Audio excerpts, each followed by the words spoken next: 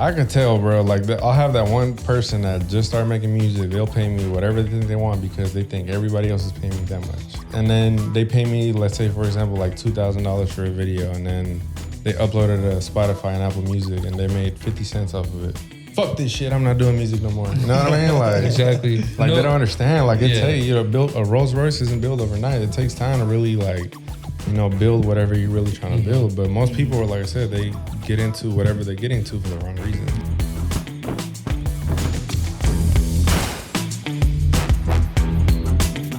Welcome back to this week's episode of Unquestionable The Podcast. You're with your boy Chris, Kev, and we got Stewy Films, bro. Yes, sir. Yes, sir. Yes, sir. Appreciate you coming, bro. Thank you for coming, man. Yeah. No, thank you, bro. But, we started off every interview the same way. Tell us a little bit about yourself, where you're from, who you are, and what it is that you do, bro.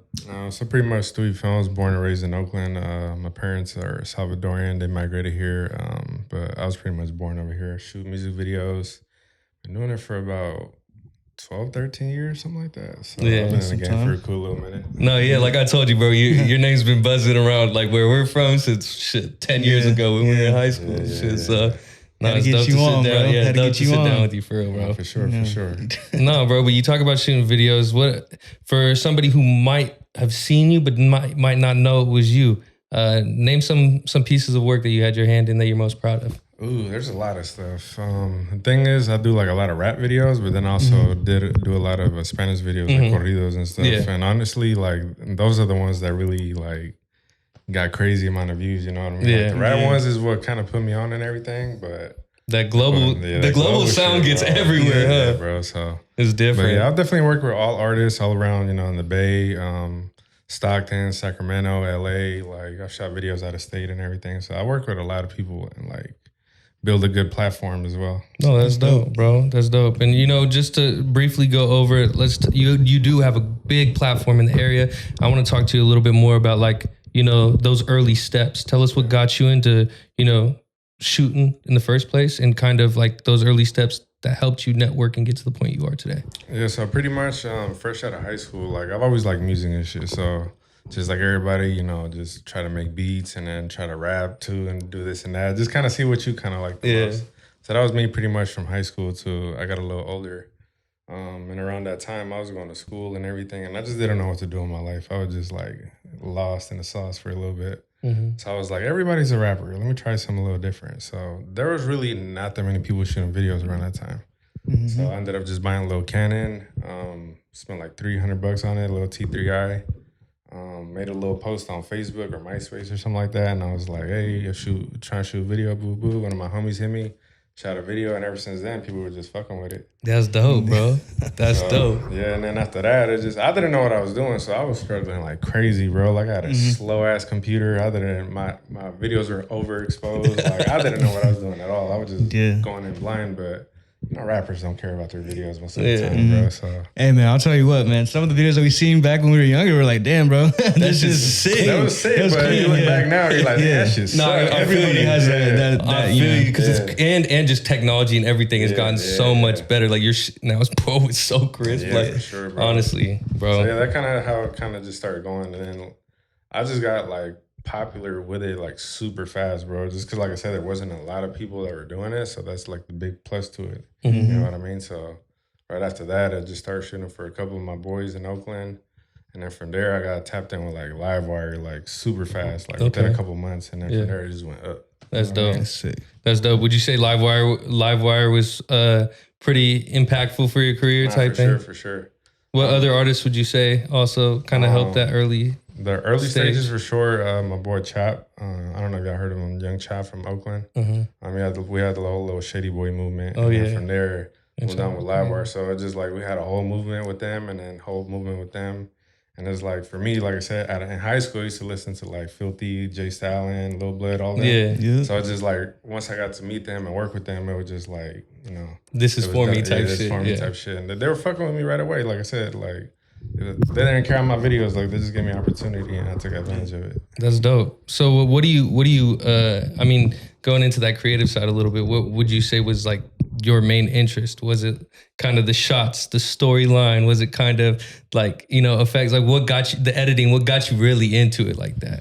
I mean, honestly, it was just more about the artists that I was working with. For real? Like at first, it wasn't more about the camera work and all that. It was just like, at first it's like, oh, I'm trying to work with this artist and this artist and this artist. Like around that time, it was the whole HBKs, the Livewires, you know what I mean? Like those are my influence. Like, I want to work with them one day.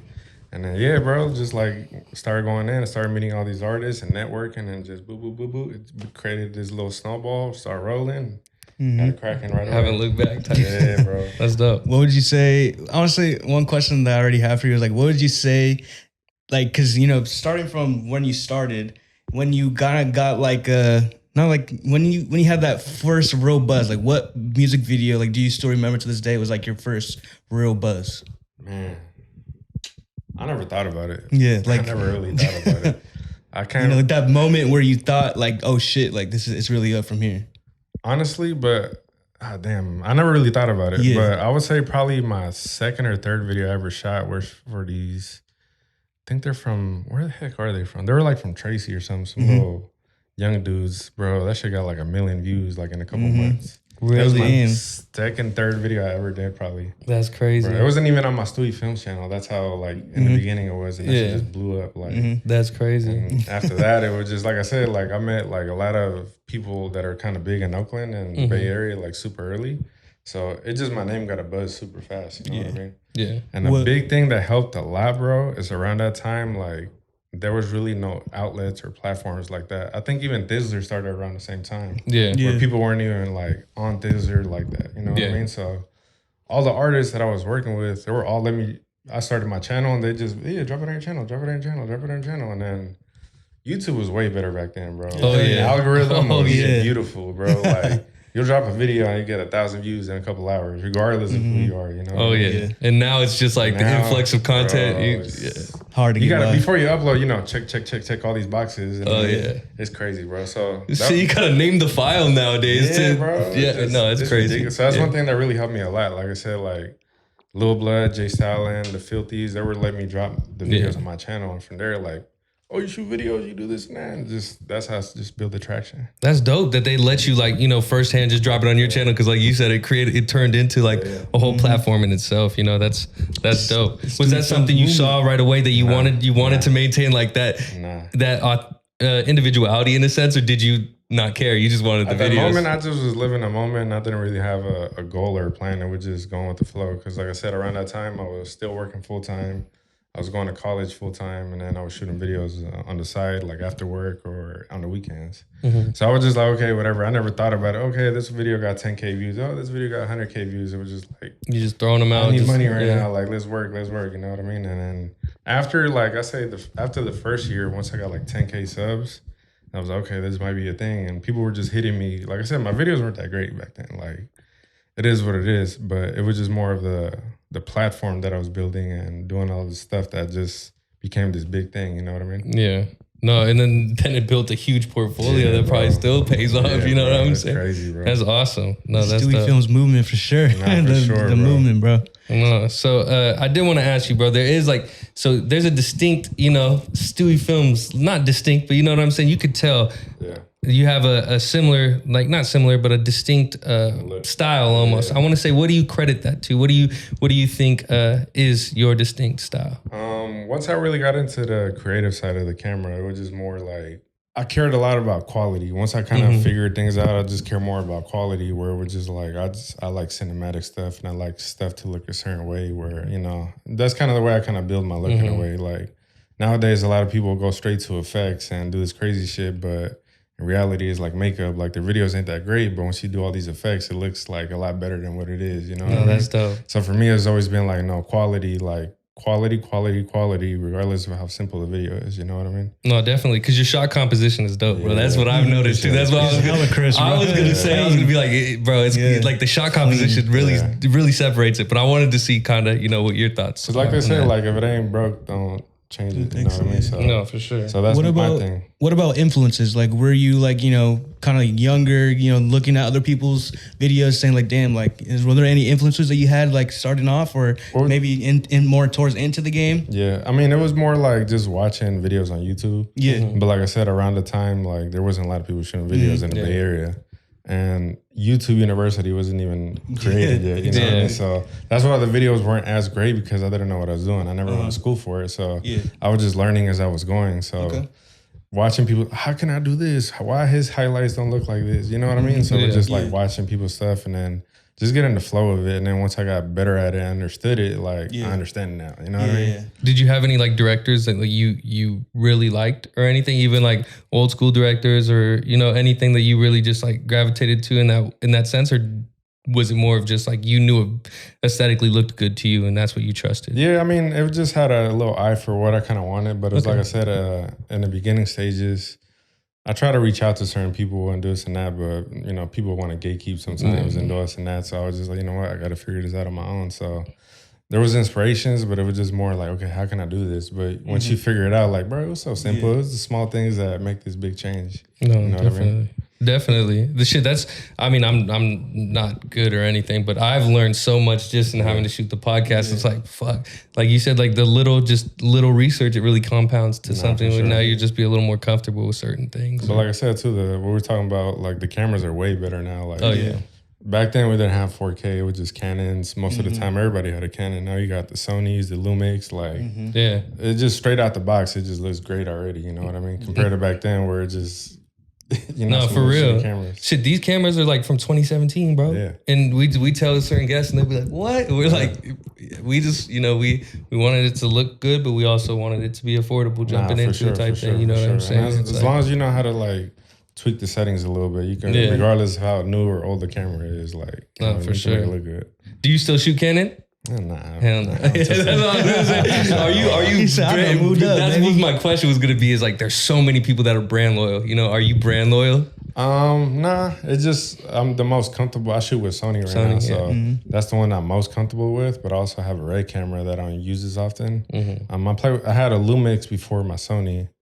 But whatever works. Like right now, everybody's super big on Sony just because of the noise reductions and low light and all this other stuff. So whatever works. But once you get into bigger productions, these cameras are nothing. Compared to that's what I was gonna say. Even these was like just learning more. I was like, damn, like, you know, you could have got more, but you know, shit, you don't know at a time. You know what I'm saying? It's all about learning. But I eventually will upgrade to probably Sony or something. Especially once you figure out, like, okay, I understand my camera now. Yeah.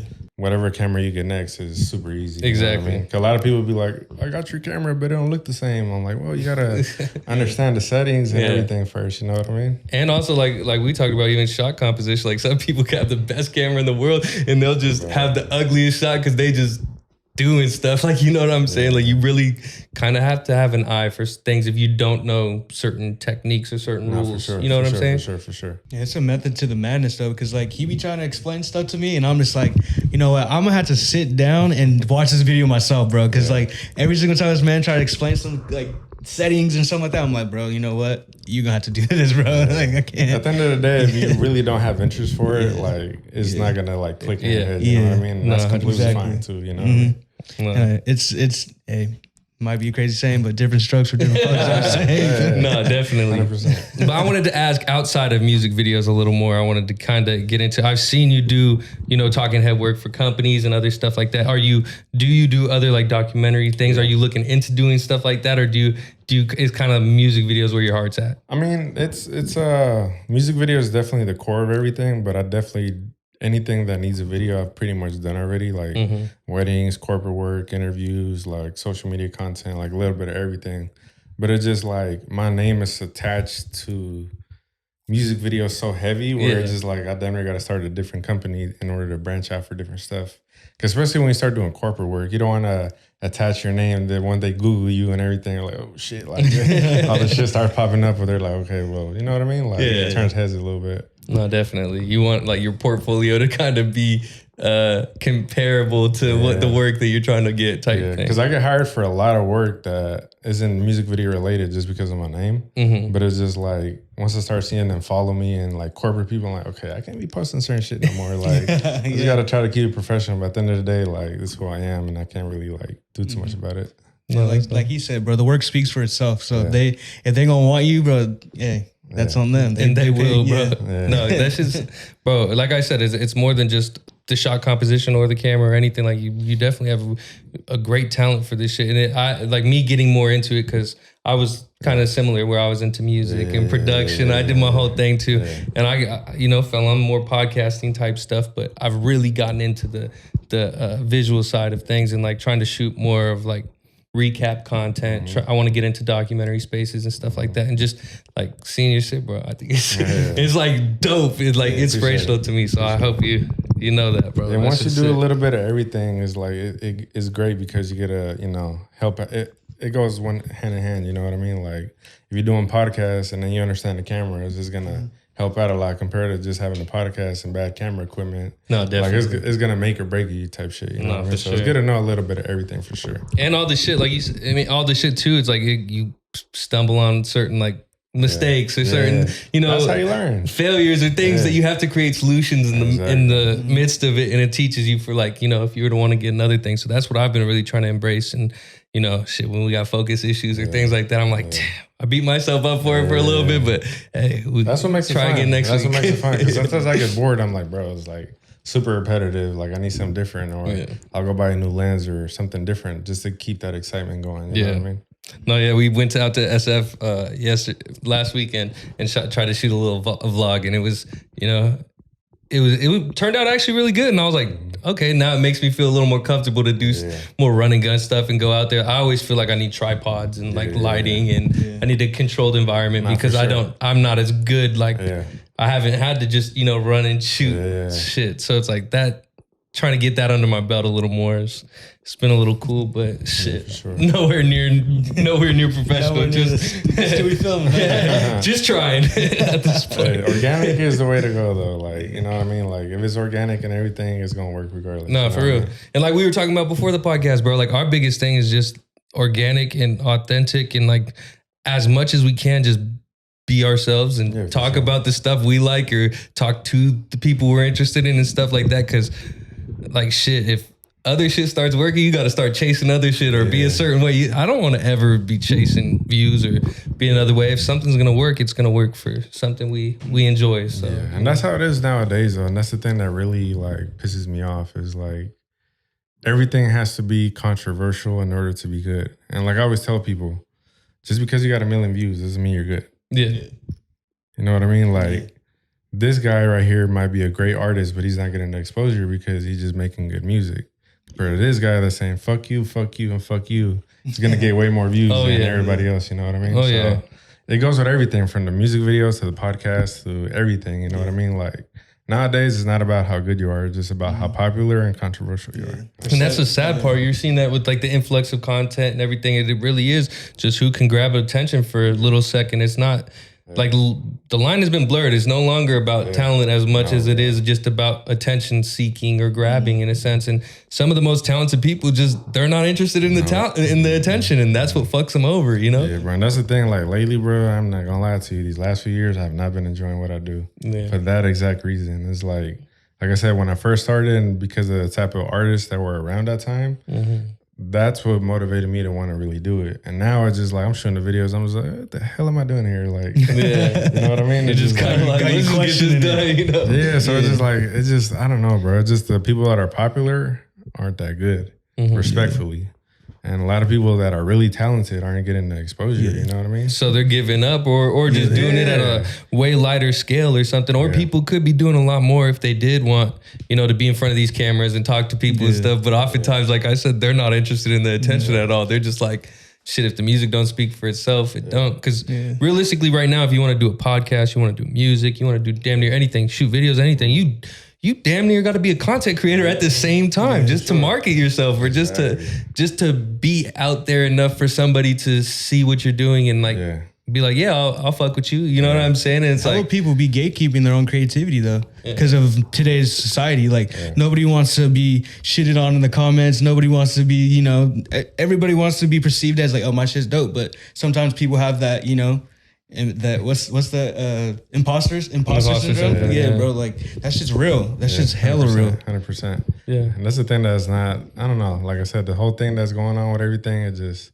I just personally don't like it, how everybody's so sensitive about any kind of topic. We can talk about the smallest shit and somebody's going to make a comment. Oh, yeah. That's the thing. The internet is just messing everything up at this point where, you know, back then, motherfuckers will make racist jokes and they'll just be humor. It wouldn't even be racist. You know what I mean? Like, you know what I'm saying? Like different races would roast each other and do all this shit. And it's just love at the end of the day, you know? But now you say some not even direct racist shit, you're like canceled. Yeah. Or what did you mean by that? Or exactly. like, something. And it's like people looking so deep or thinking, I think what the thing is the internet made everybody think their opinion fucking is valid or matters. Exactly. It's like, bro, back in the day, you would mind your own business. Why don't you now? Because you have access to seeing what I'm doing. You think you could talk about it? I don't care. Like, you know what I'm saying? I think that's the problem. Like so many people just because they have the access to it, they feel like they have the ability to speak on it or to give you advice or this, that, the other. It's like, when do people realize like speak when spoken to, bro? Or like, you know, or more so just keep it positive, bro. It's like I hate people who just be, you know, the negativity in this world is just out of pocket, bro. Sure, it's insane. Sure. Like you have so many people just putting out good content, good thing, but there's always gonna be somebody, a hater in the comment, somebody trying to shit on you or something like that. You can, you know, take it as motivation and, you know, let it inspire you. But nowadays it's like you can't scroll without seeing somebody shitting on you in the comments or somebody making like some weird ass comment. Like it's insane. Yeah, and that's the thing. It's just the internet is just a place where people feel comfortable giving their opinion when they would really never give that in public. You know, exactly, exactly.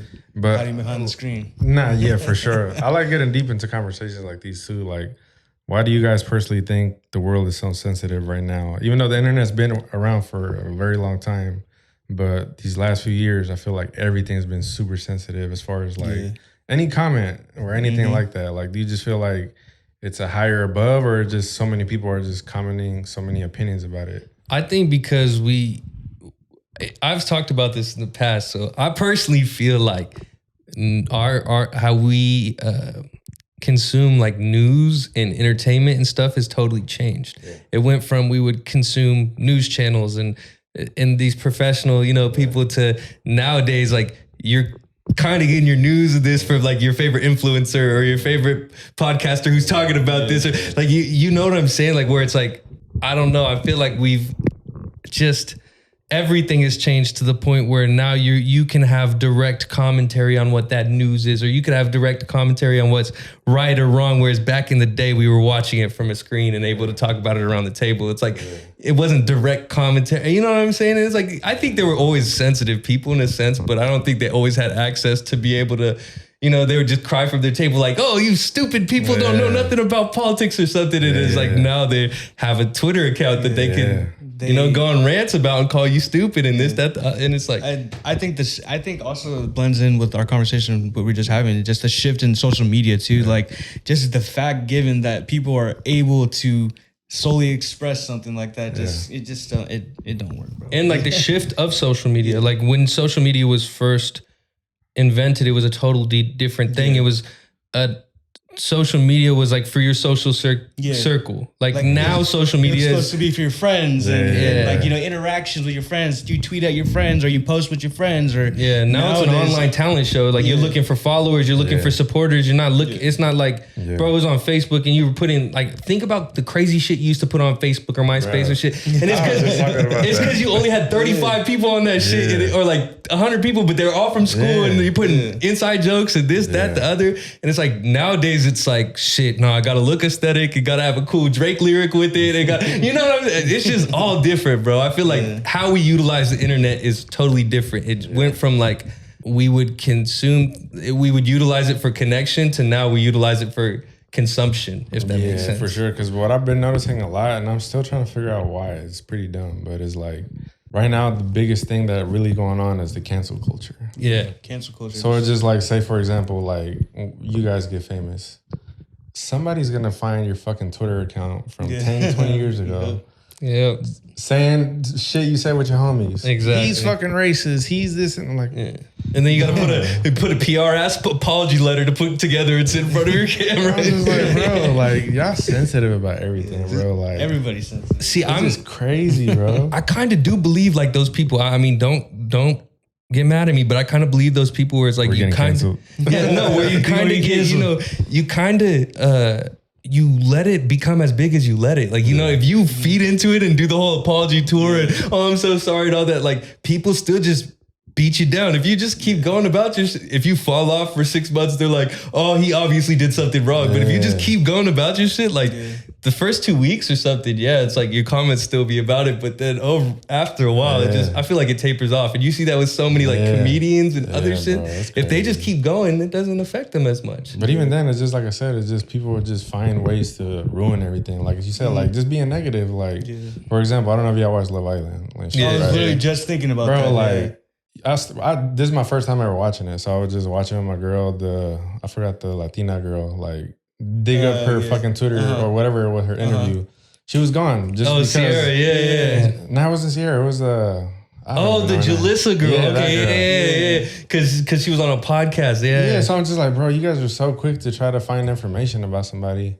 And then that happened, and then the Sierra right after, and I'm just like, bro, it's like, it's not that deep, bro. Yeah. But it's just like everybody on the internet is making these body shaming opinions. They're having these way crazier opinions than what they said, but it's just because, like I said, once you step into that spotlight, people, okay, let's find something on it. And it'd be the same. It'd be the same person who has the horrible comments that'd be the one that'd be like, take her off the show. It's like it's all rooted in jealousy, bro. It's all just like because you're able to compare yourself to everybody in the world now. You're just feels like so much of the hate is just rooted in jealousy and insecurity in a sense, you know.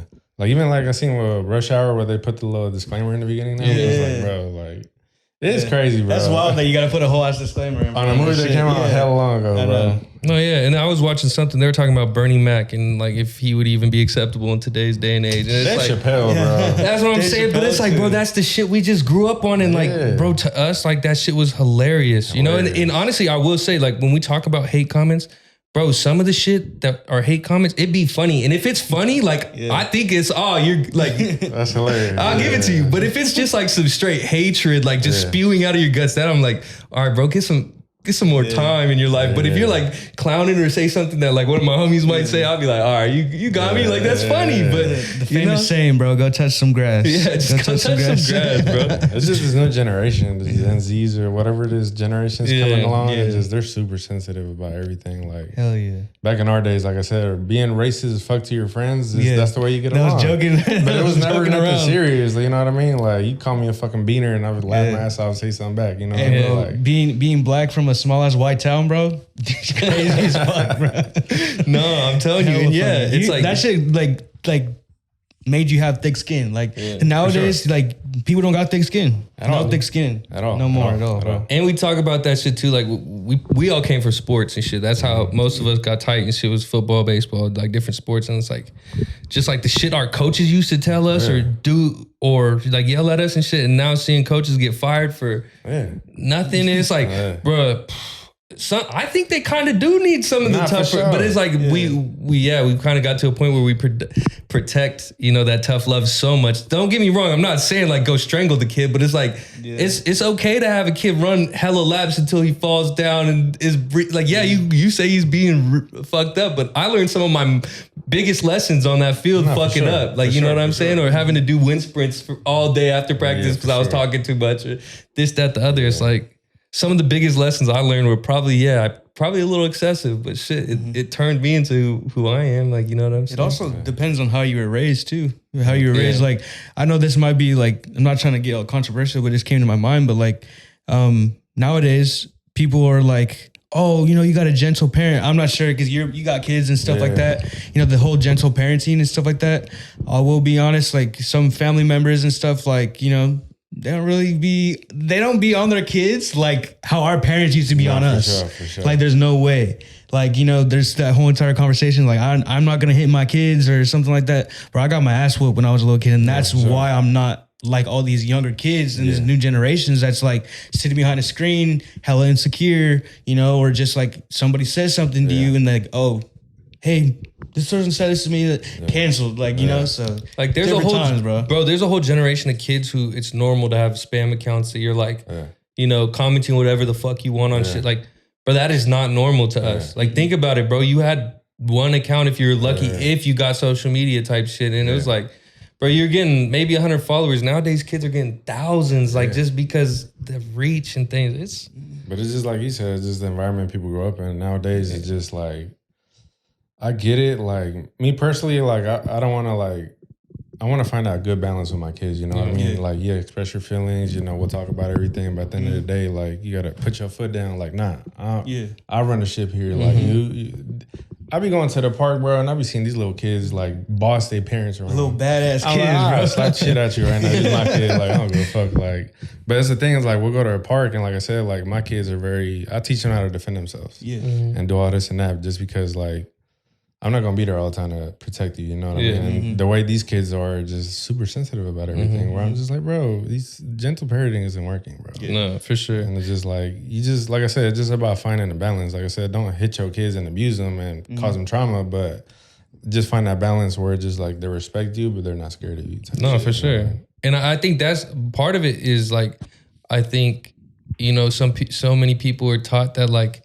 everybody is responsible for my feelings too. Like you're responsible for not hurting my feelings or things like that. You know what I'm saying? Whereas like we were kind of taught, you know, like you're in control of your feelings. Like whereas these kids are taught like, no, that's not okay. People shouldn't be saying that or something. Like I was taught, I mean, that's not a nice thing to say, but you shouldn't be reacting like that. You know what I'm saying? Like you're in sticks and stones break my bones, but you know, shit like that. It's like nowadays it's not kind of like that. You know, I remember when I would deal with certain shit, like my dad would be like, it's not nice. Like you shouldn't be doing that, but doesn't mean let them dictate how you feel. Like you're fine, like type thing. And it's like so many people focus on what other people are saying. 100%. And that's what I'm trying to do with my kids too. It's just like, I'd rather expose my kids to reality of life instead of trying to hide everything how these parents are nowadays. You know what I mean? Like they try so hard. Like it is a really crazy world right now. But at the end of the day, the more they know, the more they understand, the more they're gonna be aware of their surroundings. You know what I mean? Compared to a kid that's never fucking didn't know what weed was till they got hella older and they're like, oh, what's this? And they start tweaking out. You know what I mean? Like it's better. Like I told my wife too, like it's better to just be transparent with your kids, have these conversations. Like, okay, this is what happens if you smoke crack. This is what's gonna happen if you have sex without a condom. This is, you know what I mean? Like, no, for nowadays, sure. And I feel like the big problem with this, everything that's going on, nobody's being held accountable for anything. No, for sure. All these robberies, slapping a hand. You don't even go to jail. Like, people knocking up girls, like, don't care about their kids. Like, you know what I mean? Like, people aren't being held accountable just for fleeing that. from responsibilities. Yeah, and shit bro. like So that. that's a big problem that we're having right now, bro. No, I agree. And I think like what you were talking about, like, what would you call that? Consequence exposure in a sense is big, bro, because, you know, so many people in a sense, they kind of lack that, like, or they've been sheltered so much, and kind of with that shelter comes curiosity. Like you said, with that curiosity comes fucking up and bumping your head way worse than if you're like slowly just exposed to life and reality as it is. Like one thing I watched about parenting stuff is like, you're so quick to like correct your kid's mistake or something. Sometimes let them, if they're not gonna die or something, like let them fall, let them realize like, oh shit, this hurts. Because if you correct them the whole time, they're gonna keep climbing up that wall until they do fall. And then the time they went all the way to the top because your dumbass wasn't there, they broke their head, you know, some shit like that. 100%, Like 100%. you kind of just have to expose your kids, and like everybody has to be exposed to just what's reality, and it doesn't always make it right, doesn't always make it wrong, but it's how you learn. That's how you learn. You know what I mean? Like I said, like it's like, you remember when we were younger, you go to those house parties and that girl that never gets let out finally goes out and she just hoes around with everybody like, this is great. You know what I mean? So it just kind of like, that's the thing, like expose it, but you know, these are consequences. This is what's going to happen if you do this. You know what I mean? Just get into your understanding, you know what I mean? Like about everything that's going on. Because like I said, it is a crazy world, but the more you know and can protect yourself, the better you're going to be in life, you know what I mean? For real. And that shit, that's for anybody. Like the more you're exposed to things just in the world and anything, like I've noticed the better you are at like processing certain things or understanding certain things, or even just coming to terms with like shit, you know? You're just one person. There's so many different cultures, so many different ways of life, so many different things that can be right. 100%, Shit, 100%. you know what I'm saying? That's like one thing I felt like like growing up, I was like a super shy, quiet kid, you know what I mean? So I've always been like super aware. Like if I be around a bunch of badass friends, like I know I'm not gonna do that. But seeing them, like, okay, well, if they do start doing that, I'm gonna start fucking up like them. So I'm not gonna start doing that. And this and that. And just, you know, here in the Bay Area, probably with SAC too, like, a lot of people do make a lot of bad decisions and yeah. get influenced by your friends and everything. Where yeah. if you don't make the right choices, you're just gonna end up in a bad path. No, for sure. And if you didn't see that shit earlier and later on in life, you meet somebody that you trust and shit, they talk you into something, you'd be more susceptible to doing that shit, right? For sure. Like it's just like anything. And that's what it is it's like, yeah, no, that, okay, that might not be the right person to be around, but teach your kid wrong from right. And they're going to, you know what I'm saying? They're going to know how to approach the situation. Same you do, same we do. Like, you know, that was because it was taught to us that like, you know, you're in control of your actions. Your friends aren't always going to do the right thing. Doesn't mean they're not your friends, but it doesn't mean that you can do what they're doing type thing. Whereas like, it's just lack of accountability, lack of exposure, and just kind of letting these kids have access to everything in the world with almost no accountability. Especially right now, these kids are getting their tablets younger and then they're getting exposed to a whole lot of shit where they're just super curious, you know what I mean? Oh, like, yeah. I see these little ass kids ready to just have sex already. I was like, bro, you probably don't even got hair on your balls yet. Like, you know what I mean? And seeing like little ass kids like have full ass like political pages where they're like a lobbyist and shit. I'm just like, bro, that's a 12, 13-year-old. Like, you know what I'm saying? And it's crazy. And even how like, I hate this, bro, but it's just like the way that women are sexualizing everything. It's just making the younger minds like just think about one thing only. You know what I mean? Yeah. Like, you can't watch a cooking video without a girl shaking her ass. You can't watch educational videos without somebody trying to show their tits. You know what I mean? It's just kind of like everything's being sexualized where these kids are just going to have this perverted mind at a very young age. And it's going to you know, as a guy, sometimes we think with our other head sometimes where that's going to really just not have you in the right direction where you want to go. So it's crazy. My bad. I just don't like that, bro. Like I said, like just women sexualizing everything and then just like, it's working in their favor, but it's screwing up. They don't realize it's really screwing up everybody's minds, you know? And they're just doing it for the attention, bro. That's all it is. And I was going to say, kind of, you know, since we're talking about like, you know, fatherhood, having kids and stuff like that, like, it's crazy to think that we, you know, as a father, that's what you have to think about. You have to watch out for the well-being of your kids, what they're consuming, what they're, you know, looking at online and stuff like that. And I actually wanted to ask you too, like, how many kids do you have and like, what do you always like? What's one thing that you always kind of like stand for, or what's some type of things that you stand for your kids, or some type of like, you know, something that you grew up with, like generational curses and stuff like that you wanted to, you know, break? Biggest values you want to instill in your kids. Yeah, there's a lot that goes into it. Like being a father is a blessing and a curse at the same time. Because I got two kids. I got a 2-year-old and a 4-year-old boy and girl. For me personally, it was like, growing up as a kid, my dad was a provider. He wasn't really like someone that was there for you. Like I used to play, I signed up for football. He didn't want to take me to practice. He's like, nah, I'm just taking you to school. I'm not taking you to practice. So I had to quit pretty much. And once I got older, I had to get my fucking driver's permit and shit. He was like, I'm not taking you to practice. I'm just like, bro, like these are things you're supposed to do as a father. You know what I mean? Like practice with me, do this and that. Sign me up for sports. Never did none of that. So I was like, you know what? When I have kids, I want to make sure, you know, I'm able to break all these curses. You know, I'm pretty sure y'all too probably never really had a conversation with your dad about life. It was just like, the man makes money and provides, and you know that's all responsibility. Like, nah, bro. Like, things are changing a lot. Like dads are actually being a lot more involved in kids' life. You know, but there's a lot of dads that are not in their kids' life at all. You know what I mean? So for me, it was just more like I said, like, breaking those curses, like being in your kid's life, having these conversations. Like I said, like I'm from Oakland. It made me who I am, but it's like I said, it's also a curse as well because the environment you grow up in, like it could either make you or break you, bro. So like I would say like 90% of my friends are still doing the same shit that we were doing 10 years ago. You know what I mean? Yeah. Like they never really grow. You know what I mean? So for me, like I was telling you earlier, like I moved out to the Valley because I didn't want my kids in the environment, but we just moved back and I'm just like, you know what? This might build them some character. Like, okay, you know, look, like if you guys start doing, you know, they're small right now, but eventually when they get older, I'm gonna be like, you know, y'all start doing drugs. This is how y'all gonna end up. Exactly. You start doing this is how you gonna end up. Like, or even seeing that at a young ass age at 4, 5, 6, and like, oh shit, this is knowing consequences to but even then, like, you remember when I was younger too, like I never really thought about that. I was just eat crackheads or knocks outside or things, but I never really thought about that. You know what I mean? But now I'm just like, I could, you know, teach my kids all this stuff. You know what I mean? And I hate like spoiled kids because they're not exposed to, you you the know, real world. Like, you know what I mean? Like me coming reality. from nothing, it made me like a real hustler. Yeah. So it's just like, if you give your kids everything, they're not going to have that hustler ambition. They're going to be like, well, my daddy could give it to me, or, exactly. You know what I mean? Like one thing I always tell my wife too, like, if I were ever to become rich, I would give it everything away.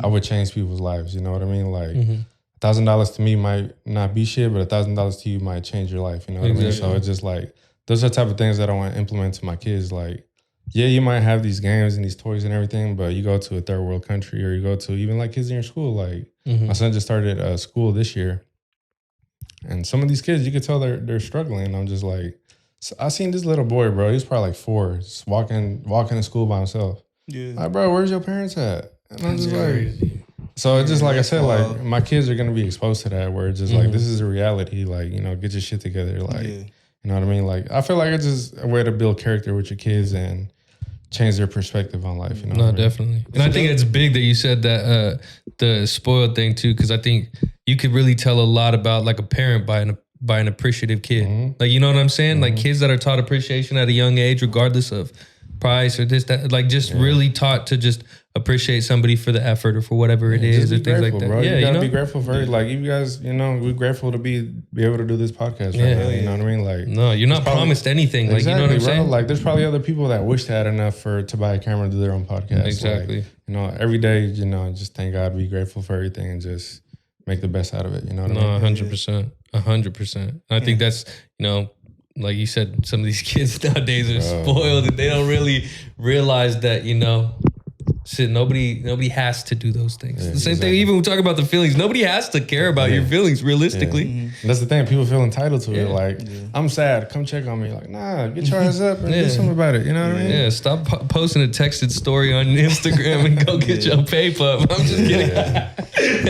It's good to hear that though, because, you know, coming from, you know, somebody who has kids, you know, speaking with people who don't have kids, it's like, damn, bro, like, I'm really going to be in that position soon too. Like, you know, just bringing kids into the world is a whole entire different topic. And that's why we have these conversations, bro. It's just like, you know, all these conversations can reach an audience, or people can relate to it. And it's not just the clickbait. It's not just 100%. The, you know, all the shit that's going to get you viral. Like, you know, this is the real authenticity that we like to, you know. Because nowadays I see this a lot. Like, everybody wants kids. I want kids, they're cute. They're like, nah, bro. It's just like, you got to know what comes with it, bro. Yeah. You become their fucking personal chef. You become their little bitch. You know what I mean? Like, and you're living for more than just yourself. Like, you have to put their well-being in front of your own. Exactly, you know what bro. I'm saying? So it's like, you can't just sleep in, bro. These kids wake up at 6 a.m. Like, it's a lot you got to adapt to. And that's why, like I said, a lot of people can't handle that. Everybody want a kid, but not everybody wants to be a parent. Exactly. You know what I'm they saying? Just want to, you know what I mean? You got your Instagram dads that take a picture with their kids, but they're not really in their lives. Exactly. So, or it's all just for the gram, or, you know? Nah, bro.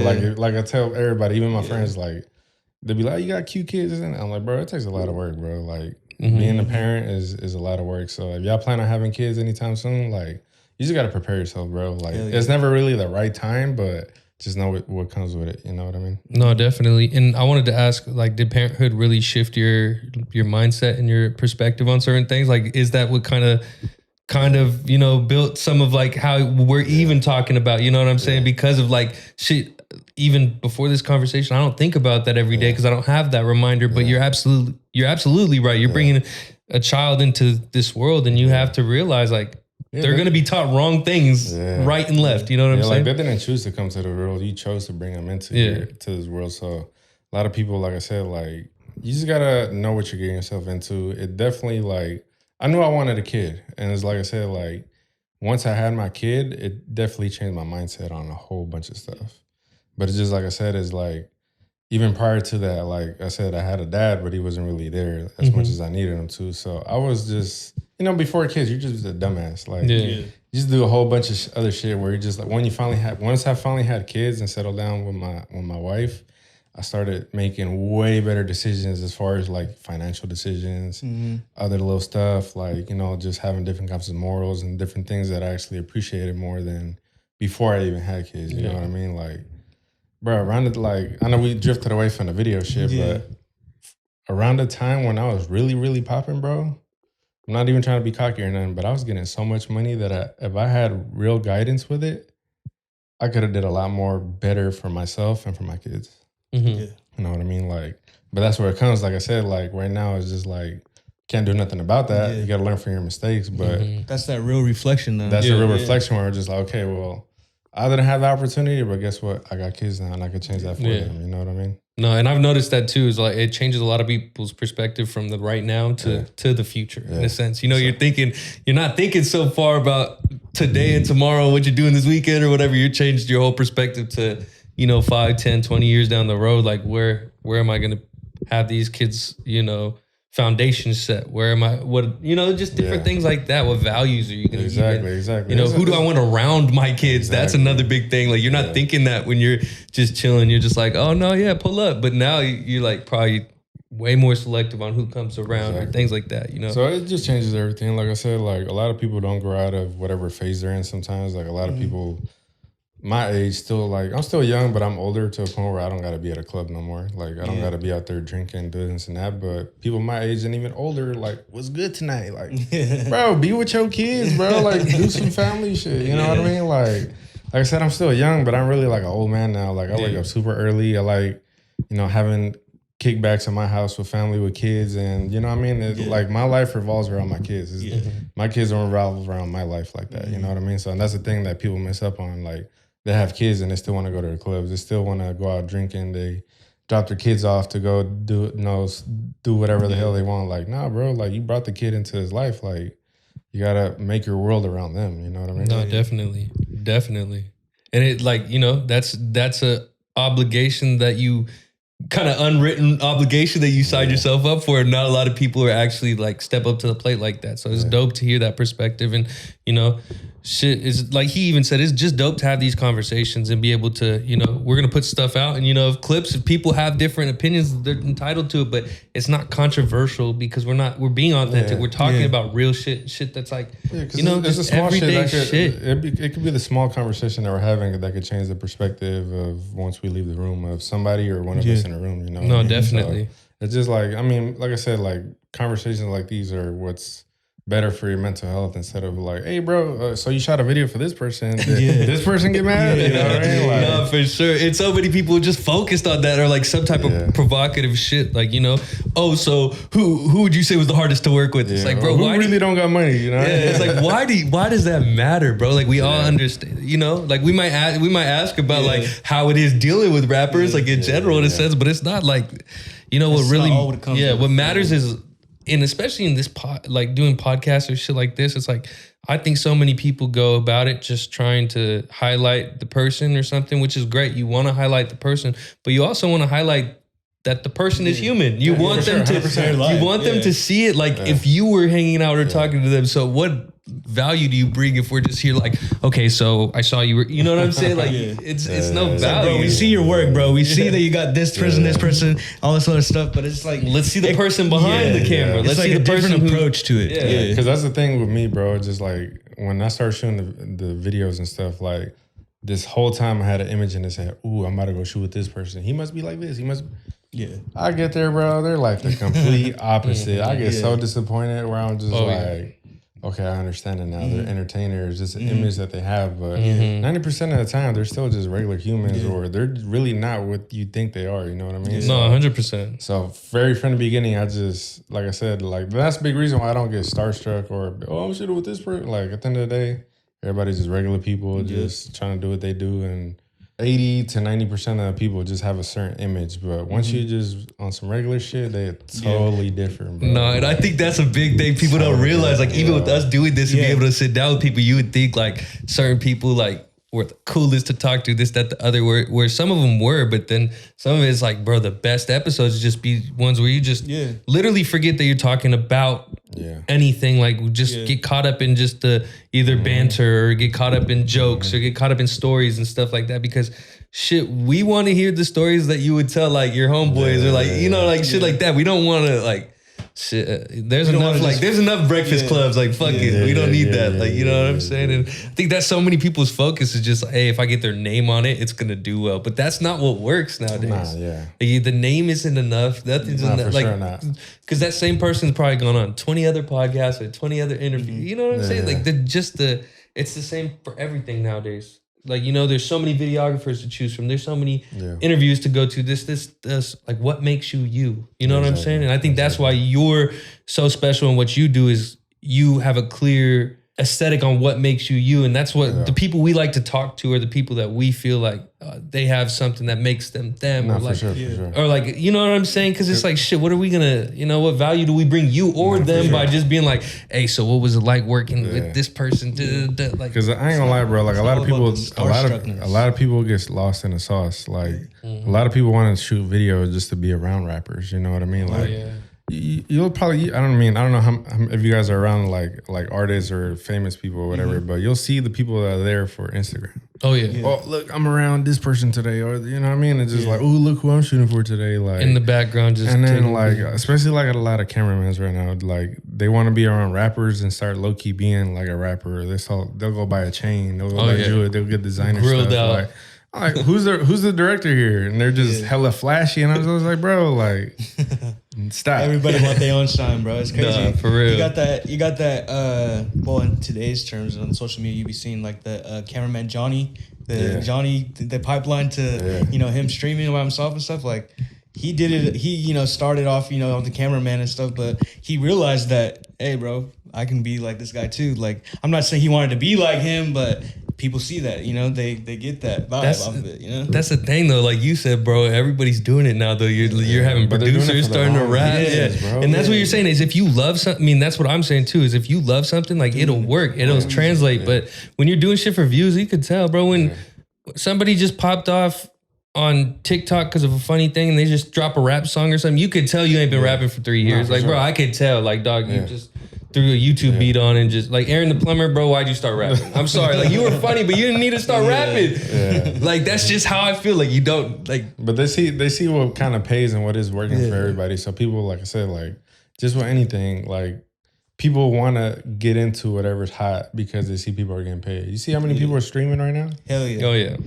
They're not streaming because they like streaming. Like you know how hard it is to be a streamer, bro. Podcasting and streaming is like two different worlds, bro. Like, streaming, bro, you have to be on camera. There's no editing. Like you're live 24/7. You have to have high energy. Like you see Kai, he's screaming at the mic every 5 seconds. It's like, and you have to be okay with talking to yourself or reacting. I couldn't even keep. Bro, imagine thinking of content for 24 hours straight. Like, how would you keep somebody entertained for 24 hours? That's why very little are very successful, and the rest are 100%. Just experimenting. But it's just like I said, it's just part of the game, I guess. But and I don't get me wrong, I think part of it's cool, like being able to see like Rex Life Raj and some of these artists that are going on Twitch and kind of doing more behind the music stuff and you're getting a little bit more of the personality. Like it is cool. Like I think that's really cool for your fan base and your pipeline of that. But I agree with you. If somebody's doing this just because they think it's gonna like shit, you're not gonna be DDG tomorrow. Like it's not gonna work out like that. Like if you're doing that because you understanding that access is a currency in today's day and age,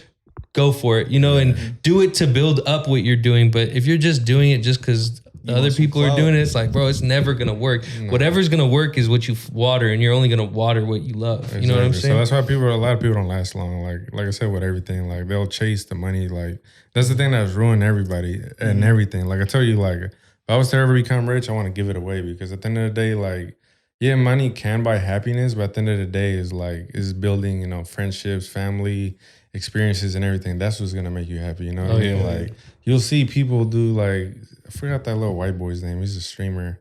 Motherfucker got in a car accident. Pretty sure it was on purpose. First thing he did. Doherty, you know what I mean? Like, come on, bro. Like I crashed my McLaren. My McLaren. I gotta drive my white one now. Like, come on, bro. Like it's just stupid. It's corny, bro. But that's what they came up on. They came up on flexing and this is cool and that is cool. And it's like, to us, bro, I think that wasn't what was sold to us at a young age.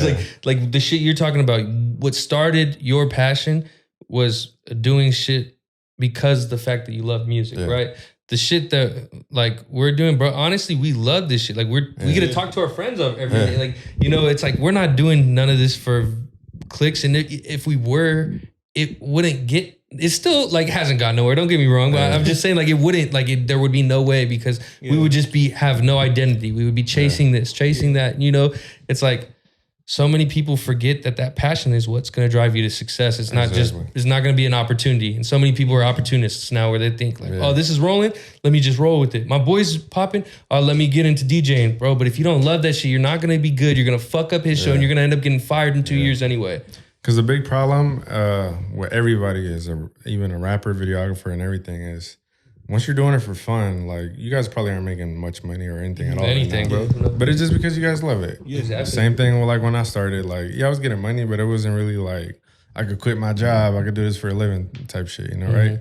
But it's like once you get to that level where that's your only source of income, that's when people really start chasing certain type of content, certain type of videos, certain type of artists, certain type of guests, where it just really waters everything down, you know what I mean? Like, like I said, like when I first started, like a lot of it was just fun. Like I just wanted to be around, you know, the HBKs, the Livewires, the Jackas, you know what I mean? That's what, the money's cool and everything, but it was just more of the experience and being around the environments. But once I quit my job and went full time, on the camera. Why the fuck am I here, bro? This sucks. Like, but it's just, like I said, it's just because of the thing where it's just like, you know, you got to say yes to a lot of people, you know, that's not what you like. And especially recently, like I said, we were talking about earlier, like, a lot of this music is not that great. And bro, if you didn't love what you did in the first place, bro, you wouldn't even be able to get through it at all. Yeah, it's already hard. Like, you know what I'm saying? And like I was saying too, like that's a big reason why I try to charge a lot to get away from certain artists. But a lot of times they're still paying me whatever. Like sometimes I'll even charge way more than I would charge just to them to back off. But they'll be like, how can I send you the money? I'm like, bro, I don't want to shoot it. But then I end up still doing that. I'm just like, oh my God, why am I here, bro? Like this and that. But it's just like people, I don't know, bro. It just, people's mentality is just, like I said, they want to get famous for the wrong reasons. And does that kind of add to it? Is it like not only just the music and talent behind the music, but who the artist is and like their intentions behind it? You know what I'm saying? Because you could feel it. You can feel 100%, it when this is just a... Like you said, like, okay, I could tell you just started rapping last week. You know what I mean? So a lot of times it's like, people don't understand how difficult it is to be an artist. You know what I mean? Like, it's really difficult to be an artist and make good music. So a lot of people think, well, he's not that great. He's popular. He's getting money and this and that. But it's just like I said, like being behind the scenes, like, I get to see how they really are. Oh, yeah. I can see how much they're struggling. Like, I can see this and that. Like, it's not everybody, but it's a good majority of people, you know what I mean? So I could tell, bro, like, I'll have that one person that just started making music. They'll pay me whatever they think they want because they think everybody else is paying me that much. And then they pay me, let's say, for example, like $2,000 for a video. And then they uploaded it to Spotify and Apple Music and they made 50 cents off of it. Fuck this shit, I'm not doing music no more. You know what I mean? Like, exactly. Like, they don't understand. Like, it takes, you know, build a Rolls Royce isn't built overnight. It takes time to really, like, you know, build whatever you're really trying to build. But most people are, like I said, they get into whatever they're getting to for the wrong reasons. 100%. And people don't realize, like, bro, whatever artistry it is, an artist needs a portfolio before they're an artist. Like, realistically, just because you did one song doesn't make you a rapper. Like, I'm sorry. And I don't mean it in a rude way. I just mean it in, if you really want that, like, you love that. And if you love that, you're going to do it more than once. Exactly. Like, that's just how it is. People crave the overnight success. That's really what it is. That's the thing. It's like overnight success is just clout. That's momentarily, you know what I mean? Like, if you really want to be somebody that lasts long, you actually really care about making music. It's like everybody you see that are popular right now, you might have just heard of recently, but they probably been grinding for 10 years before they got famous. And a lot of people don't understand that. No, they don't see that. Like we talked about it, like Babyface Ray talks about that all the time. He was doing this for 10 years before anybody even knew his name and shit like that. And it's like so many people think, if the first 5 songs don't hit, it's I gotta quit. But it's like, nah, bro, you gotta change your whole perspective. Are you doing it for it to hit, or are you doing it because you love the music? And if you love the music, that'll drive. It'll hit one day. Like something's bound to hit. Like, bro, that's how I feel about the podcast. Like, not everything's gonna hit. Not everything's gonna hit, but at the same time, you progressively keep putting in work for the right reason, it's going to take you somewhere. Yeah, that's 100%. The way I truly feel about it. And you this can podcast. Look back and see the visible progress, like the same way like we talked about, like if you do little bits of like research, you can it compounds quick. You'll see the progress. It's like it's just like anything, and that's what you have to have is some type of drive or some type of passion behind some shit. And so many people right now are just lacking that shit. They're doing it for reasons they don't even know. Exactly. It's like to be the coolest in the friend group. That's all you want. Like But you see how many people really want to be a rapper or really want to be a videographer, a streamer, a podcaster. But it's like I said, at the end of the day, all they're chasing is money. It's not because of what career it is. It's just the money, bro. Like I said, it's a lot that goes into it. Like a lot of people see me and be like, I want to shoot videos like him. But they don't see how long it took me, how much grind, how much this and that it took me to get to where I'm at. And a lot of people just want the overnight success, and it just doesn't really work. And that's why some people come in and go out, and some people really last 10 plus years for, certain reasons. And that's the thing. Authenticity is key. Authenticity is key. And that's literally, I would put that as the fucking, the thumbnail. Authenticity is key, because realistically, authenticity can take you a long fucking way. And I think authenticity and just, having that creative, essence to you, it will take you far. It might take you longer, but you're gonna get to where you need to get to. And that's the thing. If it takes, because we still work our jobs. Like we do this off the strength of the love, like just doing it, like to, sit down with people to have genuine conversations and let people see the other side that other people might not see, or express some, true raw feelings like fatherhood. These conversations that you don't necessarily see on a clip, or sometimes, not just the ass shaking, that, all the shit that just like boggles your mind and shit, bro. And bro, it's like, to some people, they just see a couple views on an episode or something, but they don't like, for me, like, bro, we get to see like comments or messages of people saying like, hey, keep it up. Like, you don't know, you might be changing someone's life. Like seeing shit like that, like it really does make you realize like, shit, it doesn't matter how many people are paying attention. If you love it and there's somebody paying attention, feed that person until it turns to 2 and keep compounding that type shit. You remember even our first season of us just us 4 guys, chopping it up, us putting out a podcast. I forgot what it was, but somebody had emailed you, remember? Oh yeah. Some kid had emailed you. No, yeah, he was like autistic or something like that. Yeah. And he emailed me this, it was like a news paper clipping or something, and he had this well written, thought out whole like topic and thought. And granted, like the topic wasn't necessarily something we could have put a lot of thought into. It was like very like, I forgot what it was. It had to have been like scientific or historic or something that we wouldn't really, but it was cool that this kid's like, hey, I've been watching you guys' stuff. I think it's so cool. I'm really interested in this, and I just would love to hear you guys talk about it. And it's like, for us, like we would have loved to talk about it, but we also we broke at that time. We didn't have any episodes going on. Like we had stopped for our first season, and we're going into our second season. But even shit like that, it was just like, fuck, I'd rather get one of those every season or something than get 10,000 people who like one video, because it's happened. We have gotten the 10,000 people to like a video and shit, and how many of them follow you? How many of those followers even pay attention to the next video or this, that? None of that shit matters, bro. For sure not. Feed the people who are paying attention every week. You know what I'm saying? It's just building that core audience and just building off of that. And this is, like I said, it shit takes time. Like, it might take a little longer if you guys aren't being so controversial, but at the end of the day, like, if you guys are loving it and all this and that, like, it just becomes something that it becomes your baby. You know what I mean? Like, shit, bro. Should we become more controversial? Damn, bro. I mean, it's not a bad thing, but it's just like a lot of people do chase that too much, where that's all they want to do. You know I think, like I said, I don't mind being controversial if it's authentic. Like, if we were talking about something that some people might view as controversial, somebody might hear like you're too soft on your kids, and they might think like I'm telling you to beat your kids.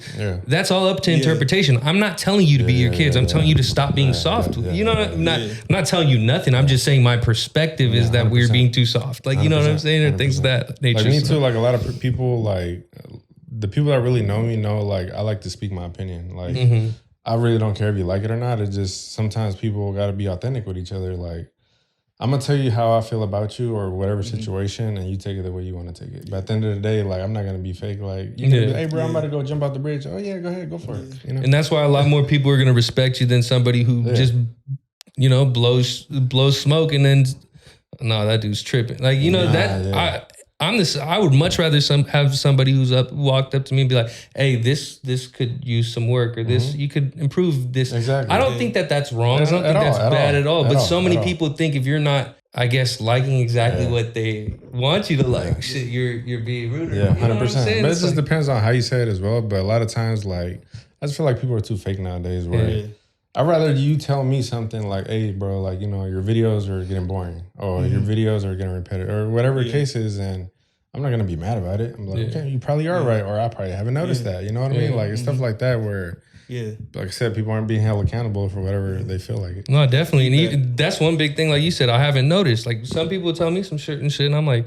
damn, I didn't even notice that. Exactly. Like, thank you, like type shit. But if you know, I don't know, if you just blow smoke, you don't do nothing for nobody type thing. Like even for me, it was like a long time, bro, where I just felt comfortable. That was probably my biggest fuck up in my whole career, like being comfortable. I'm just like, I'm popping right now. Nobody's really fucking with me.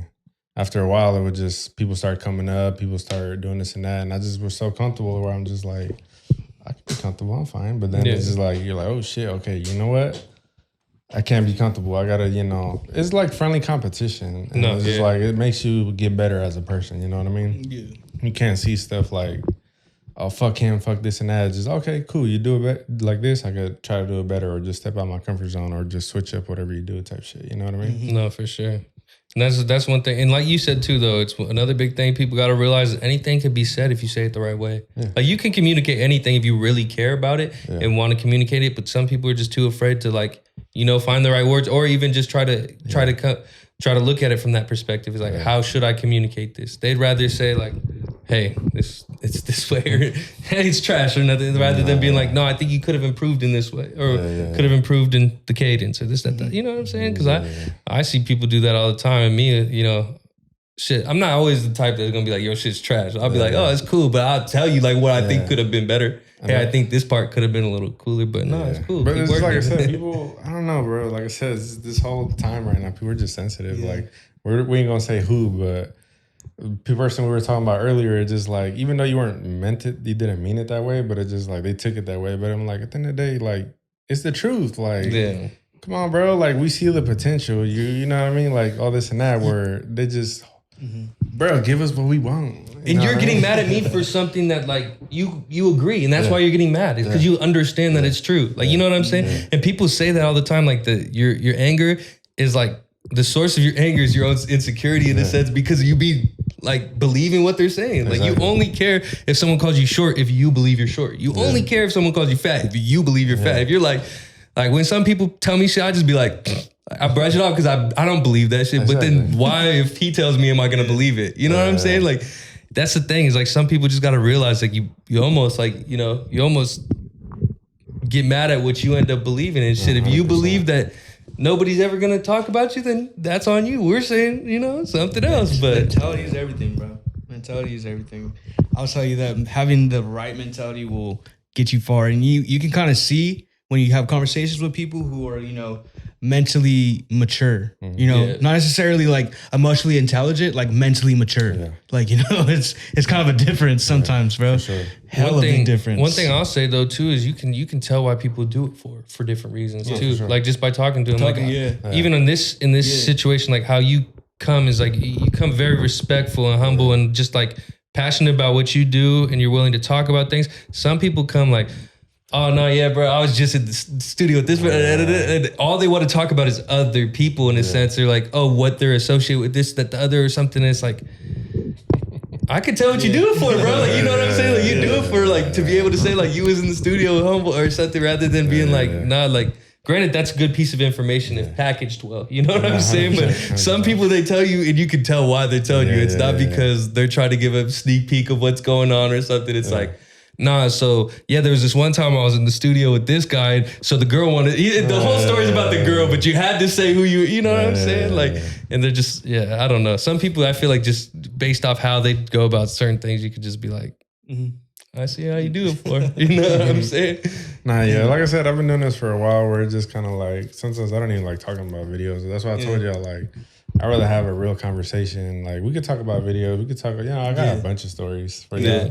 But it's just a lot of times it's like, my certain opinions or you guys' certain opinions might change each other's perspective. And you're like, I said, y'all don't know who's listening. It might change their perspective. Like, no, for real. Maybe somebody want to start shooting videos, and based off what I say, they might not want to shoot videos no more. You know what I mean? Like, a lot of that goes into it. Like, it's a lot that goes around it. No, definitely. And I think that those are the dopest parts, though, because you think about, we were talking about earlier, like you talked about how you wanted to work with all these artists because of all these, like the thought or the lore of like who they could be and shit like that. And it's ultimately like I look at interviews and podcasts as that, like, bro, I want to kind of get to know like the side of this person or get to know certain specs about this person that like I'm just interested in as a fan, not as a reporter or oh, what's your thoughts about this, or hey, how was this project or something. It's like, bro, I want to understand what's driving this, or maybe inspirations behind certain things, or this, that, the other, how your creative process goes, because so many people are caught up on, you know, the product of something, but not many people try to get behind, you know, the process behind it. It's also networking too. Networking, as far as like networking with the right people, can, you know, bring a lot of good, I would say, good conversation, good resources. Just having those people as a resource could, you know, possibly put you in line with other people or set you further and stuff like that. So that's why we have these conversations with people who we like, you know, how he was saying, like the lore, the people of like, oh, like Stewy Films and stuff like that. And now genuinely getting to meet you and, you know, talk with you and have a real dope conversation and stuff. It's like, you know, it's a whole entire different side. And that's the whole entire different thing about podcasting. It's like, some people fail to realize it's like, dude, this person's a human, like we touched on too earlier. Like this is a real setting where you can just have a dope conversation. And obviously we've been talking and stuff. I'm like, oh shit, bro, it's dark out. It's time to get dark outside. Like, that's the thing. Like I was telling you earlier, like me personally, like I never really like the spotlight. I don't like putting too much personal shit out there just for certain reasons. Like, it's not what I'm doing. I'm not doing it for like, I might have hella subscribers and hella followers, but that's not really what. That's not what drives you. You know what I mean? Like me personally, I'd rather you get to know me for who I am as a personal person, because a lot of people don't. They just see me, oh, you shoot video. How was it around being this person? How was it around being this person? You know what I mean? That's what people care about the most of the time. You know what I mean? Exactly. Is how was this person? Or like you said, when ultimately I want somebody leaving our platform with knowing a little bit more about you, or knowing a little bit more about the guest, or like, oh, like I would love to sit down, or if they meet you one day, be able to talk to you, or have a question in mind, not coming at you like, oh shit, so you worked with it, like bro, like everybody's gonna see that if they look at the credits. You know what I'm saying? For the people who are like, gonna watch this video, this, like I said, networking, bro, like just seeing your true character and who you are, like as a person who, you know, carries themselves well, humbly so. It's just like, dude, it's like I wouldn't be surprised. Like you already got people you know have to work with and stuff like that. But I wouldn't be surprised you get a more influx of people like, damn, bro, this Stewy Films, bro. I'm gonna go tap in with them, like, you know. So that's like, you know, like we said, like we appreciate you coming on and shit, bro. It's been a dope time now. Appreciate y'all. No, I gotta hear though. You said you got stories for us. What would you say is either the best or craziest story you have encountered? Wow, there's hella shit. You gotta be a little bit more specific. A little broad, huh? All right. What's the, I guess the... you gotta get one crazy one. Though. Yeah, I want to know what the craziest experience, I guess. What would you, like, what is the craziest experience while chasing your dream where you're like, fuck, I did not expect to be put in this situation? There's a lot that goes on, but I would say probably like a lot of times where you probably see those memes of how it is to be a cameraman and have hella guns pointed at you and shit. Yeah. There was a few videos where guns were actually let off on accident, bro. That's like, actually wild to think about. Bro, yes. It wasn't like directed at me, but some dude put a gun in his pocket. Like, that's off. At a college. We're shooting a video in the studio. They let us rent out for a few hours and the gun goes off. Luckily, thank God it was soundproof. Damn. I didn't hear it from the outside, but we're in a college campus, loaded gun, went off.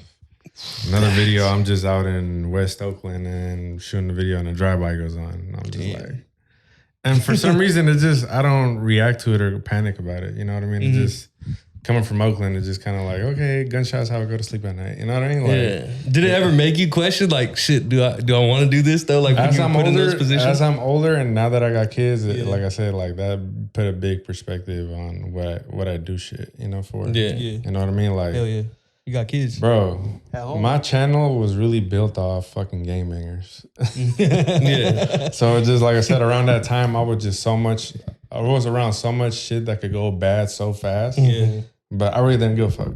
You know what I mean? But it's just like now, it's just like I told you, like I try to charge more to get away from all that bullshit. But it still happens. You know what I mean? Like it still happens. You still be around it, but you still be around it, bro. But pre-COVID, bro, those were the best times for sure. Like, everybody had money. PPP loans was going crazy. Like everybody wanted to be a rapper. Scamming. Oh yeah. Everybody like, I don't know. Money was just flowing so good. Artists were Everybody had a feature from somebody that they paid too much for. Yeah, bro. Like, I've seen so much, bro. I can't wait to retire and just start my own podcast. Bro, you got to. It just story time. Oh, man. Story time with Stewy Films. No, honestly, because like being in something like that, you get exposed to a lot of situations and a lot of stories. You know what I'm saying? And we got to hear some more for sure. Yeah, 'cause like I said, like my shit was built off like gangbangers for sure. So I was put into definitely like situations where I don't gangbang and I don't really give a fuck about none of that shit. But sometimes this one time I felt so set up and it was so crazy, but I went with it just because I want to go shoot this video for this one dude in Stockton. Actually, we haven't even talked about that yet, but it was in Stockton. Then I got a DM like, "Hey, can you shoot tonight?" And I'm like, "Yeah, it's good." While I'm shooting the video, and then they're like, "Oh, it's in Stockton." I'm like, "Okay, cool. I'm in Stockton." They're like, "Okay, cool. Send me a song. Boo, boo. Send me the address. I'll be done in like an hour or two."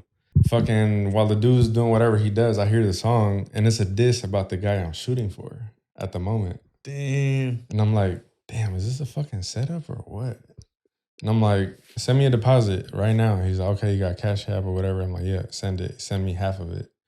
I'm like, all right, he's serious. But then my gut is telling me, don't fucking do it. Yeah. Don't fuck. But then I'm like, you know what? Fuck it. Bro, I stopped shooting the video. Boo, boo. I go to the next spot. It's across town in Stockton.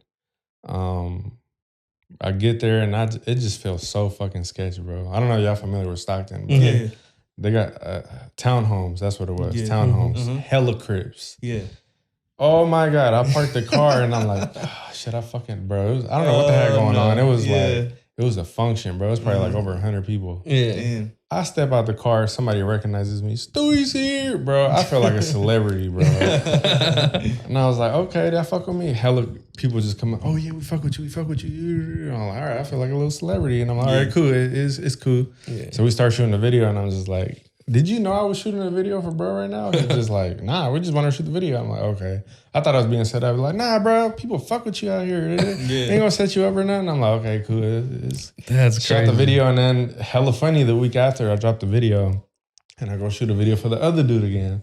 And then he sees it and I'm just like, okay, y'all don't really care. Yeah. It's all work, bro. It's all work, it is. But a lot of times people do get like. That's what I wanted to ask. I wanted to ask because, you know, we talked to, I think C-Lee was talking about it too, where it's like, you can't highlight certain things because people politic so much out here in the sense. And I wanted to ask you, have you been put into situations or how do you steer clear of situations like that where obviously, you know, you just want to work, like, you know what I'm saying? But majority of people do realize I'm just a cameraman. Like I'm from Oakland and everything, but I don't really gangbang or fucking pick sides or whatever. You know what I mean? There's been just a few times where people feel some type of way about me shooting with them. But I'm like, it comes with it. You know, people just get on their feelings about it. Like, oh, you want to like, why would I be loyal to you as an artist if you're not constantly only shooting with me? Like, if I only shoot with you, like if I'm your only cameraman and we have a real, like, you know, I might be like, you know what, I don't think this feels right. But at the end of the day, like, we just cameraman, it's just business. But a lot of people do try to put politics into a whole lot of shit. You know what I mean? Like, no, because I see that shit at like other podcasts and shit. They be talking about that, and I'm like, I hope we don't ever deal with it. Because to me, I look at it like, I wouldn't even ask you about no beef shit or some shit that would like make it seem like I'm trying to incite anything or even do that. If I'm talking to both sides, it's more of to highlight the area we're in, like, because we're Northern California regional area. Like, there's a big amount of people that will take it that way. For example, like you guys are from Sacramento.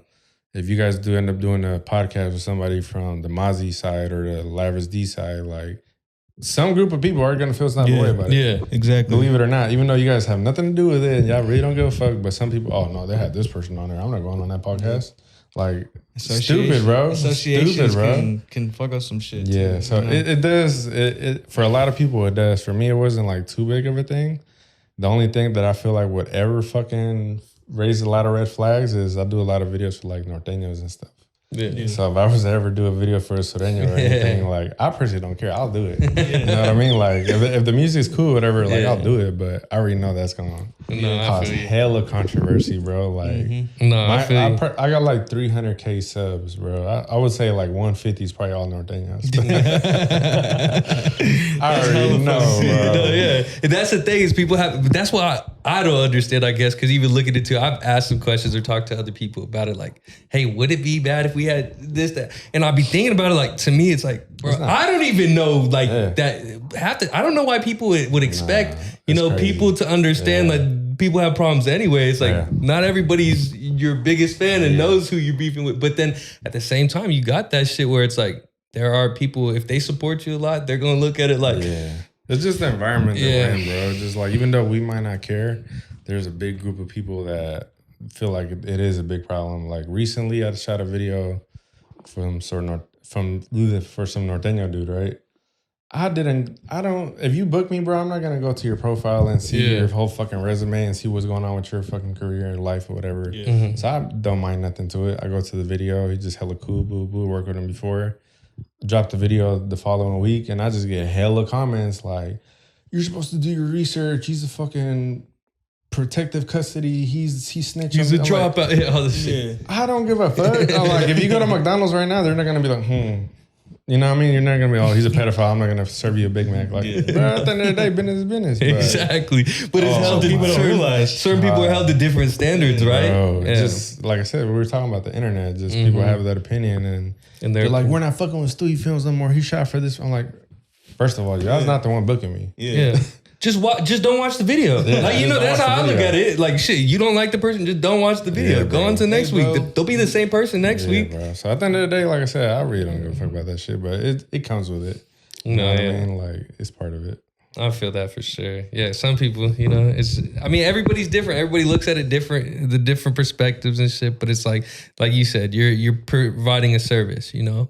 And in other industries, like even like this, it's like you're providing, type of interview in a sense. It's not like you're not fucking marketing. I guess you do, but it's like you're not marketing the guy for. You're trying to get to know the person. And like I tell people too, every time I post a video, I'm showing my work. I'm not really trying to showcase the artist itself. Exactly. And a lot of people get butthurt like, you don't post my video. You don't like, bro. I'm promoting my work. I'm not promoting your music. You know what I mean? Like. I shoot a lot of videos and I only post probably like 10% of my videos. Like I don't want to oversaturate my page with fucking every single person I shoot. Because obviously a lot of them aren't that great. But a lot of times it's like, I'm not here to promote your music. I'm here to showcase my work. So obviously I'm going to post specific videos only compared to, hey bro, shot a video, this and that from the liquor store, promote my video. Like, nah, I'm not doing that. Yeah. And that's the thing. Some people don't get that though. Nah, for sure. They see it as if I don't post a video, I'm the reason that didn't succeed in their career. Yeah, that's wild, bro. How you gonna beg on somebody else to make you eat off of that? Like, no, for sure. And that's the problem though, is people look at it as like they purchase a certain service and they're thinking everything comes with it. Yeah, everybody just has expectations that everybody's to like prioritize them or something. When it's like, I started putting that in my invoices on the bottom. They'll say, I'm not obligated to post your video, this and that. I'm just providing these services, and that way, because there was a big period of time where people get so fucking mad if I don't post their videos on my Instagram, bro. Like, refer to the invoice. Bro, I'm just like, bro, I'm not here to promote your music. No, like, for sure. No, I'm not doing that. You know what I mean? And the platform that you've built, it's large, but you didn't build it off of a news source or like something like that. Like you said, it's you showcasing your work. Exactly. It's your craft. It's your artistry. You're an artist in your own lane. Like, So there's a lot that comes with it, bro. Honestly, bro, I'm just ready to retire at this point. Really? Yeah, really? Yeah. Okay. Well, what is next for Stewy Films? Like realistically. So like we talked about before, like when you do something, when it's not about money, it's really just for the love of it. And I feel like I drifted away so far from that so when it comes to music videos, it goes two ways. Either you could pay me X amount of money and I take care of everything and I bring the vision to life. Or you could just pay me to pull up and shoot the video the way you want to. So usually those are the two ways the music video goes. So a lot of times most people just want the way they want it instead of the way I'm the director. I'm not gonna tell you how to fucking rap a song. Mhm. So if you're an artist, don't tell me how to shoot the video. You know what I mean? So that's a big problem that I've been having lately is people swear they're, hey bro, walk through the door and sit down and take a sip of your water. Ooh, I'm a director, bro. Like, no, bro, it doesn't work that way. Like, you know what I mean? So these last few years, like, it's just been feeling like I've been moving away from actually enjoying the craft, and it's just more about just getting money. You know what I mean? Yeah. So that's why now I'm just like, I think it's just time to do something different. I still want to film videos, but do it for my own like personal liking, like content on myself, travel vlogs, shit I see outside. Like I done here want to interview crackheads, be like, how'd you get in this situation right here? Like, you know what I mean? How can I help you out? Like mental health, like, you know, like just stuff like that where it's just like, I don't care about the money. It's just creating something that I could look back at and enjoy. Like, because a lot of people would be like, especially like family members, they'd be like, let me see your videos. And I'd be like, low key, like, I don't want to show you my videos right now. Like, just hella ass shaking or hella guys with guns and hella weird shit going on where I'm just like, I don't know. It just, over time, it just doesn't feel like this is why I started shooting videos. It's just now like, okay, well, I need to say yes to these videos because I need some money. And it sounds like, bro, it sounds like that's just growth, you know? It's just, you're in a different phase of life and it sounds like, you know, different things fuel you and shit. And that's beautiful, bro. Being able to utilize your craft and your hobby not hobby, your passion, but to also be able to do something that you feel like is more of a hobby in a sense, rather than feeling like, fuck, I'm just clocking in, just gotta do it. Cause you know, like, it's not like these people are giving you concepts and saying like, hey, create a shot deck, like bring this vision to life. These guys are probably, like you said, they're just, oh no, let's get a shot in the car when we driving, that'd be sick. You know, and thinking it's the first time you ever got a shot like that. It just gets repetitive, bro. So, but it's like I said, I'm to a point in my career where I'm just like, I build a lot and I build a lot where I could feel like I could walk away and be happy with it. You know what I mean? Compared to a lot of people where they feel like I still got a long way to go. You know, I can still grow a lot and I can still go way further if I just do shit. But it just, at the end of the day, like, people don't talk about this a lot, but mental health is very important, especially in men. You know what I mean? Like,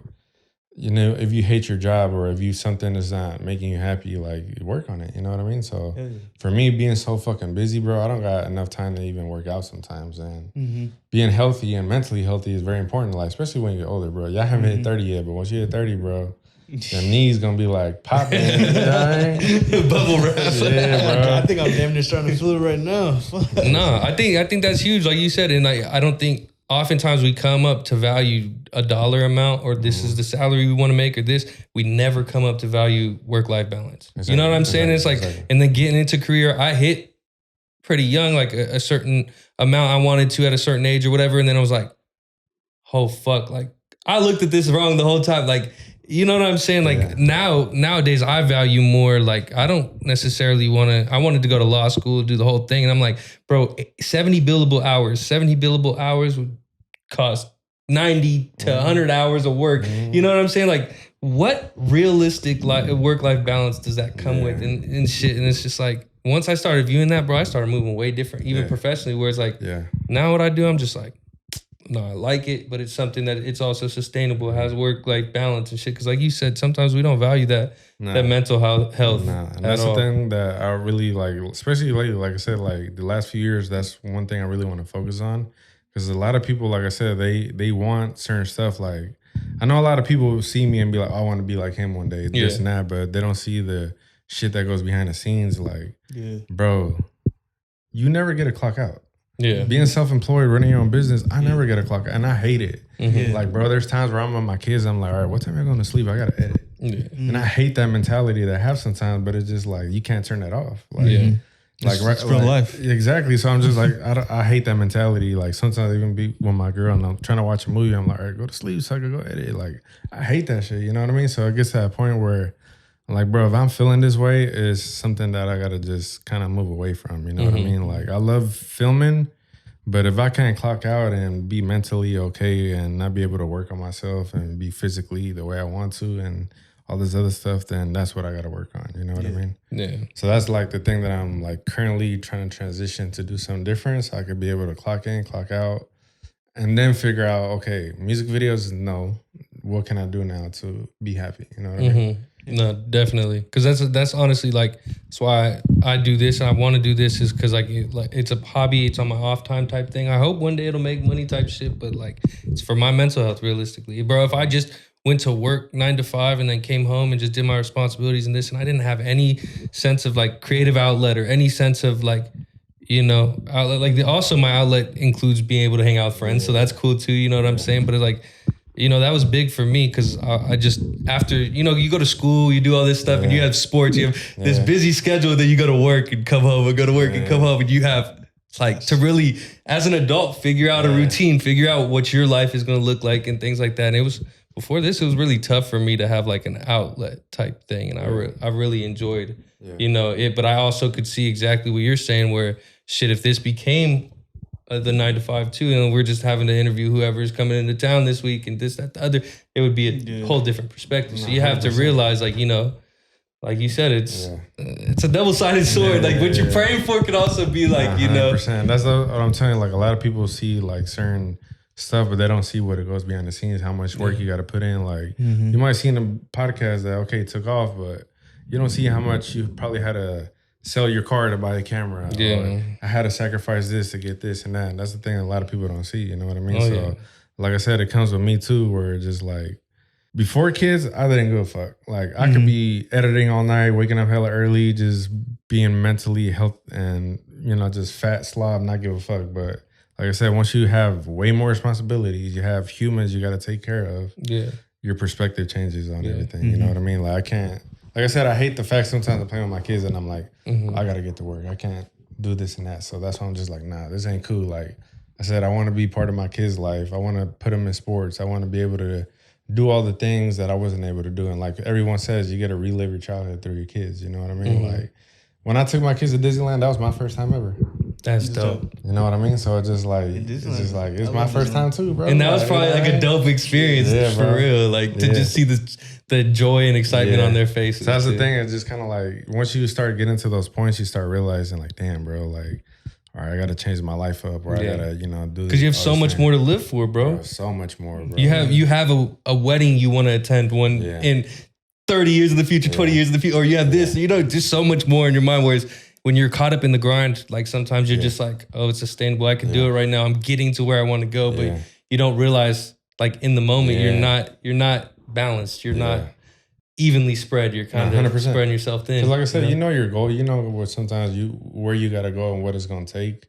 But it comes with a lot of sacrifice too. You know what I mean? Like, especially like I said, like before kids, I was grinding every day, bro. Like I'll say yes to everybody just because I wanted X amount of money, or I wanted to buy a car, I wanted to buy this and that. So with that comes you missing out on a whole lot of parties, whole lot of family stuff just because you're on the grind. You know what I mean? Yeah. And a lot of people say when you're successful, who you gonna celebrate it with? You know what I mean? So exactly. You're brushing everybody off, but you kind of realize, you know what? You value being with your friends more than fucking shooting 10 podcasts where you don't get to see your family, or you know what I mean? Like it's just a balance, bro. Like that's the thing that I'm telling you. Like right now I'm in Unk stage where I'm just like, bro, like you know what I mean? I rather enjoy life, bro. Like I feel like I build a lot where I could kick back and just enjoy myself. Enjoy the fruits of your labor. Exactly. No, like sometimes you really just gotta sit back, bro. Like, damn, bro, we're really out here, bro. It's the bay right here. You know, we chilling. You know what I mean? Like a lot of times people don't see that. They just say, all right, come on, boo boo.